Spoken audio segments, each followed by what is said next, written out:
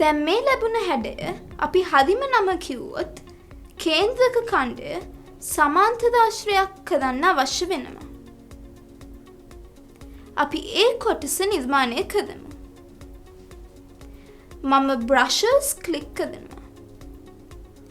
දැන් set with block එක මේ විදිහට drag කරනවා. මෙතන මම 70 කියලා ටයිප් කරනවා. ඊළඟට මම action ක්ලික් කරනවා. දැන් අපිට පේනවා jump to over කියන block එක. මම මේ block එක drag කරනවා. දැන් මම මෙතන 200 කියලා ටයිප් කරනවා. මෙතන බිංදුව කියලා ටයිප් කරනවා. ඔන්න දැන් හරි. brushes ක්ලික් කරනවා.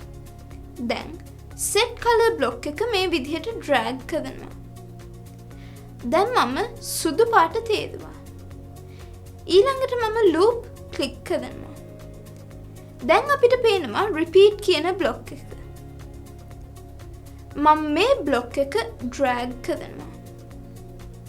මෙතන අගය මම 3 විදිහට ලබා දෙනවා. නැවත මම action ක්ලික් කරනවා. දැන් අපිට පේනවා move forward by කියන block එක. මම මේ block එක drag කරනවා.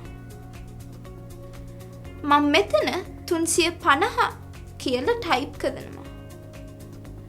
නැවතත් මම action ක්ලික් කරනවා. දැන් අපිට පේනවා turn right by කියන block එක.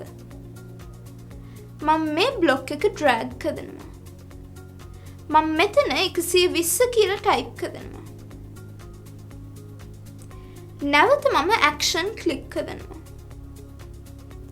දැන් අපිට පේනවා jump to the top left position කියන block එක. මම මේ block එක drag කරනවා. ඔන්න දැන් හරි. අපිට logo එක ලැබුණා.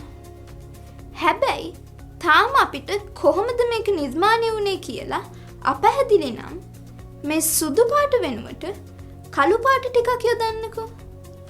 බලන්න. අපි අද කේන්ද්‍රක ඛණ්ඩ 3 උඩින් සුදු පාට ත්‍රිකෝණයක් නිර්මාණය කරලා දැන් නැවත සුදු පාටම යොදන්න. ඊළඟට වේගය හදලා run බටන් එක ක්ලික් කරන්න. මේ විදිහට හැදුවනම් පුංචි යාලා හදිම සාර්ථකයි.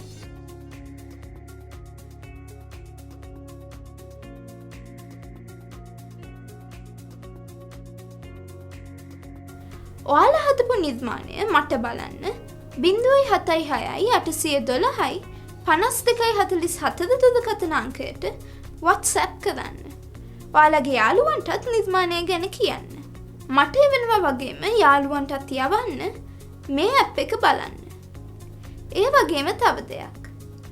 DP Coding School Telegram group එකට ඔයාලත් එකතු වෙන්න. සෑම සතියකට වරක්ම DP Code Champ Best of the Week වෙන්නත් උත්සාහ කරන්න. ඒ සඳහා දිගටම අපිත් එක්ක රැඳිලා ඉන්න. තවත් රසවත් පාඩමකින් DP Coding School සමග හමු වෙමු. සුබ දවසක්.